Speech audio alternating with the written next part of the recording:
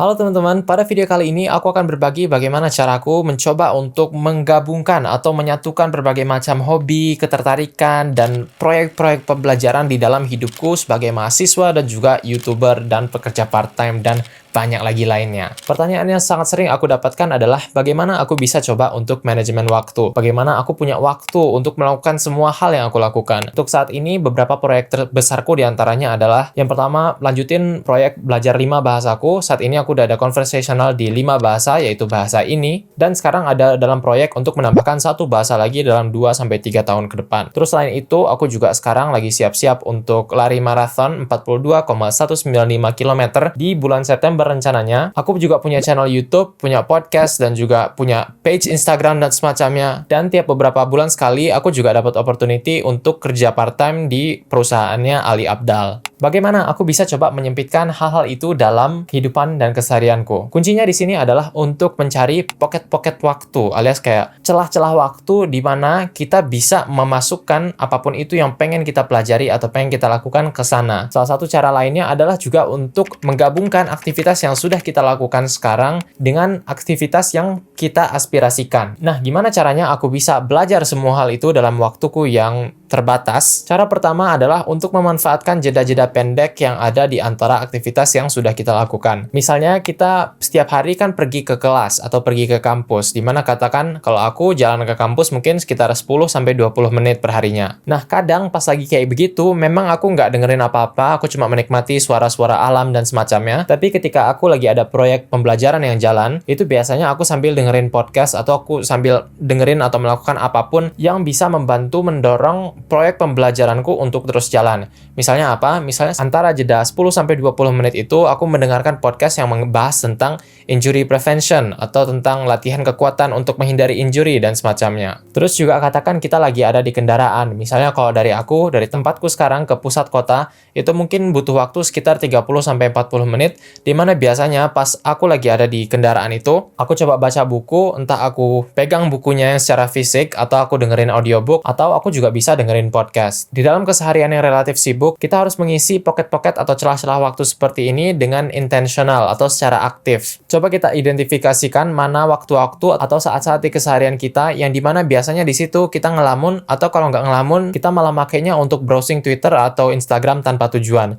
Kita bisa mengganti waktu-waktu ini untuk diisi dengan kegiatan yang memajukan proyek-proyek pembelajaran kita. Cara yang kedua adalah untuk menggabungkan aktivitas yang sudah kita lakukan saat ini dengan aktivitas yang kita aspirasikan. Misalnya sekarang aku lagi belajar bahasa Jepang dan pengen memfamiliarkan diriku dengan bahasanya. Sayangnya aku merasa sekarang waktuku itu terlalu terbatas. Aku merasa pas pulang sekolah itu PR-ku terlalu banyak. Belum lagi nanti aku harus masak, harus beres-beres kamar, harus cuci piring dan semacamnya. Nah, karena aku merasa bahwa diriku sekarang ini lagi nggak ada pocket waktu atau celah-celah yang bisa dimanfaatkan untuk diisi dengan proyek-proyek pembelajaranku, yang biasanya aku lakukan adalah aku pilih mana aktivitas yang kira-kira itu pergerakannya agak otomatis atau nggak perlu daya pikir yang terlalu tinggi. Misalnya apa? Misalnya cuci piring. Cuci piring itu menurutku biasanya kegiatannya itu cuma kayak tangan kita gerak kayak gitu aja, tapi kita nggak perlu berpikir terlalu keras bagaimana kita menyelesaikan tugas matem katakan. Jadi biasanya kalau misalnya aku lagi belajar bahasa Jepang, aku akan memakai waktu tadi di mana aku biasanya cuma nyuci piring aja, sekarang aku isi dengan dengerin podcast bahasa Jepang katakan. Nah, di saat ini penting bagi kita untuk nggak terlalu maksain juga. Jadi kadang memang di satu hari kita pengen dengerin podcast, tapi di satu hari mungkin kita akan mendapatkan keuntungan lebih dari nggak dengerin apa-apa dan cuma nyuci piring aja gitu. Di situ seringkali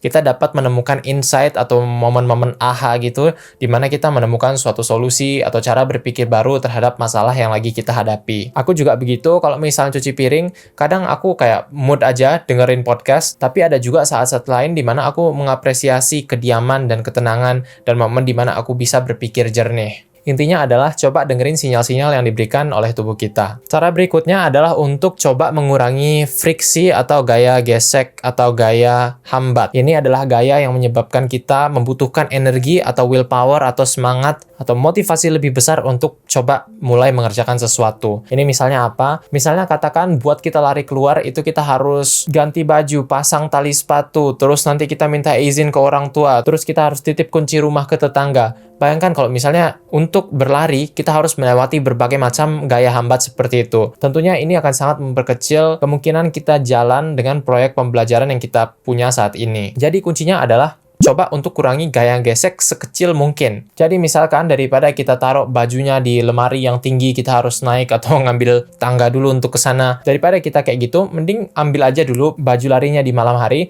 kemudian siapin langsung di samping tempat tidur kita. Jadi pas kita baru bangun, kita bisa langsung pakai bajunya. Atau kalau misalnya pakai sepatu, kadang aku merasa aku ribet untuk kayak diikat lagi setiap kali aku harus keluar. Jadi aku coba bagaimana supaya aku bisa ngikat tali sepatunya dengan cukup aman, tapi aku juga bisa kayak masukin dan keluarin kakiku, tarik-tarik aja gitu, nggak perlu diikat dan dikuatin dan semacamnya. Prinsip ini bisa dilakukan di apapun, misalnya katakan baca buku. Kalau misalnya buku, bagi kita untuk baca, itu kita harus jalan ke perpustakaan yang jaraknya 10 km dari rumah, pastinya gaya geseknya akan lebih besar. Bukan nggak mungkin bagi kita untuk menyelesaikannya, tapi kalau kita mau memperbesar peluang kita untuk sukses, pinjam aja bukunya dulu dari perpustakaan itu, kemudian taruh di berbagai titik di rumah kita. Kalau bagiku, katakan itu aku taruh satu di kamar, terus aku taruh satu lagi di ruang makan, satu lagi di ruang tamu. Jadi kapanpun aku ada di ruangan ini, aku lagi baring-baring di ruang tamu katakan, ketika aku mau coba untuk menjalankan habits bacaku ini, aku nggak males dan nggak ada gaya gesek bahwa aku harus jalan dulu ke kamar, kemudian nanti balik lagi. Di sana udah ada buku yang aku taruh dan aku dedikasikan untuk space itu, jadi aku bisa mengambilnya dan langsung baca di situ aja. Dengan memperkecil gaya gesek, peluang kita untuk melakukan aktivitas semakin besar. Nah, di sini kebalikannya juga berlaku. Kalau misalnya kita mau berhenti melakukan sesuatu, kita harus juga coba untuk memperbesar gaya geseknya. Katakan apa? Katakan kita terlalu impulsif nih, mau buka aplikasi TikTok di HP. Cara memperbesar gaya geseknya adalah, katakan kita taruh aplikasi TikTok di ujung-ujung dari layar HP kita, jadi kita harus kayak menggeser 10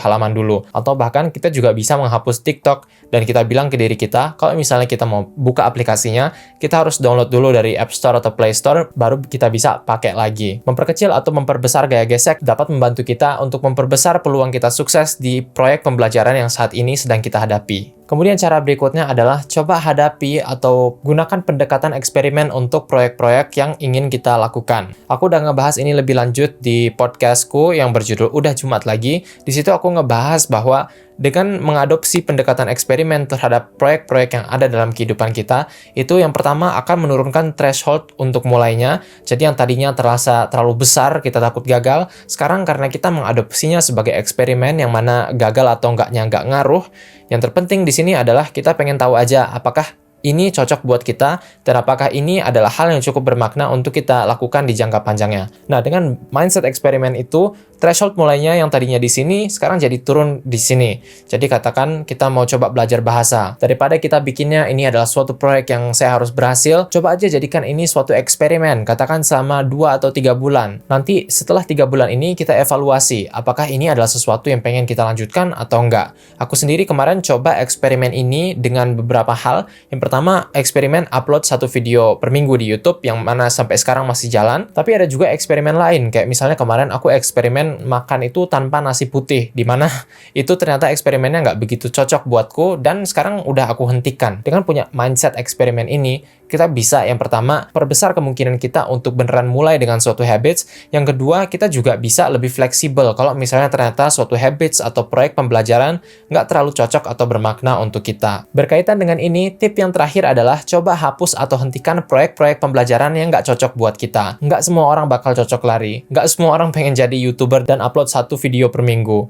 Nggak semua orang pengen belajar bahasa. Karena itu kalau misalnya kita udah coba mulai suatu proyek, katakan membaca buku, tapi ternyata kita nggak cocok, nggak apa-apa kita pause dulu proyeknya dan katakan ke diri kita, untuk saat ini mungkin nggak dulu, tapi nanti aku akan revisit lagi ya, atau aku akan kunjungi kembali di masa depan. Di sini kita juga harus jujur, apakah kita ini menghentikannya itu karena kita malas atau karena kita nyerah, atau karena memang kita merasa nggak cocok atau terlalu banyak prioritas lain di dalam hidup kita. Kalau bagiku, katakan di domain olahraga, aku sekarang memang cukup konsisten lari, tapi dulu juga aku pernah coba untuk konsisten nge-gym, dan setelah berjalan selama 1 tahun, aku merasa kayaknya ini bukan untukku. Jadi aku berhenti dan aku gantikan olahragaku jadi olahraga lari. Yang terpenting di sini adalah spesifik dari olahraganya itu berbeda, tapi habits olahraganya itu tetap jalan. Jadi mungkin teman-teman juga bisa mempertimbangkan pas kita mau menghentikan suatu habits atau suatu aktivitas, kita hanya menghentikan aktivitas spesifiknya aja, tapi payungnya itu masih tetap sama. Katakan kalau dari aku, tadi aku sempat bilang bahwa aku nggak lanjutin eksperimen makan tanpa nasi, tapi itu hanya spesifiknya. Payung dari aktivitas itu adalah untuk meningkatkan atau memperbaiki kualitas nutrisi atau makananku. Nah, proyek itu masih tetap jalan, hanya aja spesifiknya itu berbeda dari satu, si berhenti makan nasi, jadi geser lagi. Aku geser ke, katakan, nambah lebih banyak sayur dan buah-buahan. Dengan ini, aku bisa memastikan bahwa aku nggak bener-bener berhenti, tapi aku hanya mengganti bagaimana cara pendekatanku untuk mencapai goals yang lebih besar. Terima kasih teman-teman, aku sekarang penasaran hal atau proyek pembelajaran apa yang sedang teman-teman jalani. Komen di bawah, terima kasih dan sampai jumpa pada video berikutnya.